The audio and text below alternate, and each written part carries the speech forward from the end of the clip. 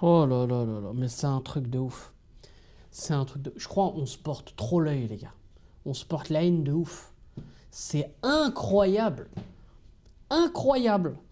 On était là, ouais, Brahim, Ballon d'Or. Eh bah voilà, plus de Brahim jusqu'à la fin de l'année, les frères. Eh, salam le monde, c'est Hakim pas possible. J'espère que vous allez bien, les gars. On se retrouve évidemment pour évoquer cette triste nouvelle. Oui, cette triste nouvelle parce que Brahim Abdelkader Diaz est blessé, les amis. Il s'est blessé ce week-end lors du match Real Madrid, enfin Real Sociedad face au Real Madrid. Le Real Sociedad de Naïf Aguerd d'ailleurs face au Real Madrid de Brahim Abdelkader Diaz. Entre parenthèses, Naïf Aguerd qui a fait ses débuts et ça s'est bien passé. Hein. Il a bien réussi à muscler justement Kylian Mbappé lors de cette rencontre, notamment avec un bon duel voilà, sur un contre 1 qu'il a remporté. Mais bref, là les gars, malheureusement, voilà, je voulais donner une petite bonne nouvelle, un petit truc positif évidemment dans cette vidéo parce que les gars, bah Brahim Abdelkader Diaz qui a dû sortir à la 24e minute de cette rencontre. Il se touchait un peu le derrière de la cuisse. Après, on a vu peut-être un peu l'adducteur. On ne savait pas trop voilà, la nature de la blessure, en tout cas sur le moment. Et on l'a su évidemment le lendemain. Que Brahim Abdelkader Diaz, en fait, il a une blessure assez grave, les gars. Parce qu'on parle, en tout cas, on parlerait, évidemment, hein, pour le moment, voilà, c'est d'après les premiers examens des services médicaux du Real Madrid, on parlerait, les gars, d'une blessure au long adducteur de la jambe droite. Et on parlerait même plus précisément d'une déchirure. Donc, il faut attendre encore un petit peu les confirmations. C'est ce qu'on a eu, en tout cas, comme information. Donc, la veille de cette vidéo, hein.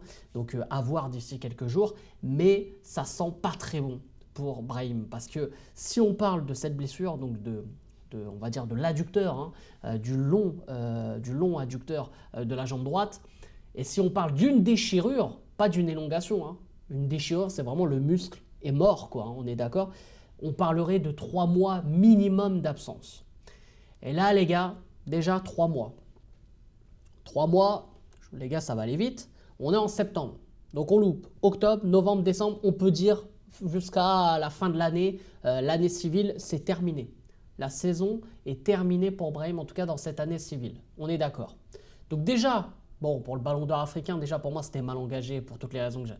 Voilà, j'ai déjà tout dit en vidéo, donc n'hésite pas à aller checker si tu as envie. Déjà, ça, il y a ça dans un premier temps. Avec le Maroc, les amis, avec le Maroc, il reste 2 rassemblements. Il n'y aura pas de Brahim non plus. Après, le bon côté, c'est que peut-être on va essayer de donner la chance à d'autres joueurs. Hein, on a parlé la dernière fois de Sahraoui.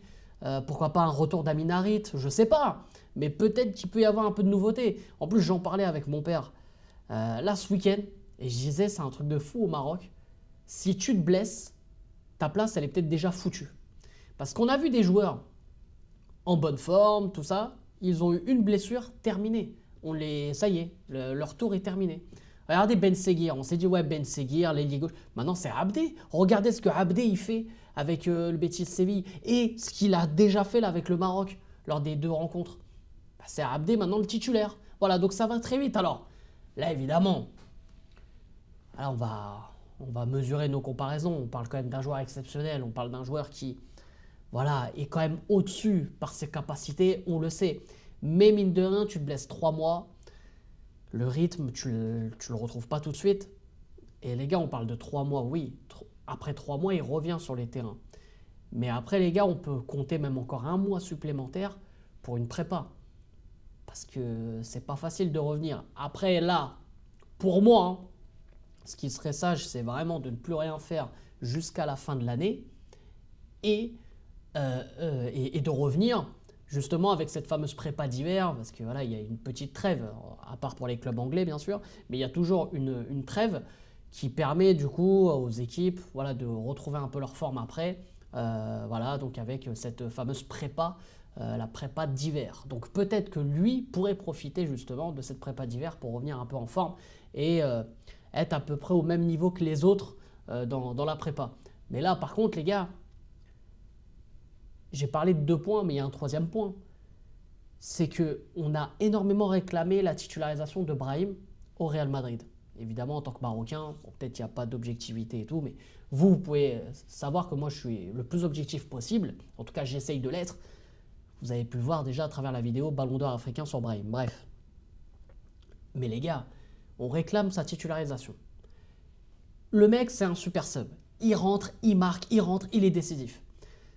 Pour moi, cette année, il a cette chance de profiter d'une blessure de Bellingham, par exemple. Donc déjà, de gratter un peu plus de temps de jeu. Donc ça se jouait entre lui et Arda Güler.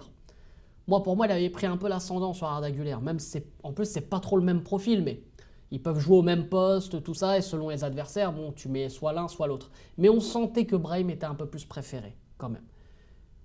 Et là, après 20 bonnes premières minutes, avec le Real Madrid contre la Real Sociedad, il se blesse, il se pète.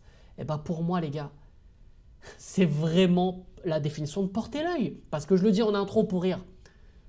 Mais on a tous été en train de se dire, ouais, Brahim, avec le Maroc, ça y est, ça va commencer, il a ouvert son compteur. Avec l'histoire du Ballon d'Or africain, ça y est, on commence à le mettre évidemment voilà, sur un piédestal. Voilà, c'est l'un des meilleurs joueurs africains et tout, alors que, entre guillemets, officiellement, il est africain depuis moins d'1 an. Donc là aussi, je trouve qu'on est allé un peu trop loin. Mais bref. Et le troisième point, il commençait à gratter vraiment du temps de jeu et à être un titulaire, pas indiscutable, mais un titulaire vraiment sérieux dans cette équipe du Real Madrid. Et puis on voit le lien aussi qu'il a avec Kylian Mbappé. Bon, Kylian Mbappé, il aime bien les Marocains apparemment. Mais bon, je ne sais pas s'il va y avoir une histoire de jalousie entre Hakimi et Brahim, hein, mais voilà. Mais voilà, on sent que Brahim, c'est un élément aussi important dans ce collectif et dans cet effectif tout simplement. Et là, il y a ça qui le coupe. Alors, ça reste qu'une blessure musculaire. L'avantage des blessures musculaires, j'ai bien l'avantage, c'est on parle pas voilà, de ligaments croisés. Blessure musculaire, si tu soignes bien, tu reviens comme si de rien n'était. Voilà, tu rejoues entre guillemets comme avant, le temps de reprendre le rythme et tout, il n'y a pas de souci. Alors que quand tu parles d'entorse, quand tu parles de choses cassées, quand tu parles de ligaments croisés, là c'est compliqué. Il y a souvent des avant-après. Là, une blessure musculaire, si tu soignes correctement, si tu fais pas de rechute, il n'y aura pas d'inquiétude. En février, mars, Brahim sera au top de sa forme. Il n'y aura pas de souci. En plus, ça sera à un moment important, évidemment, pour la Ligue des Champions qui arrive.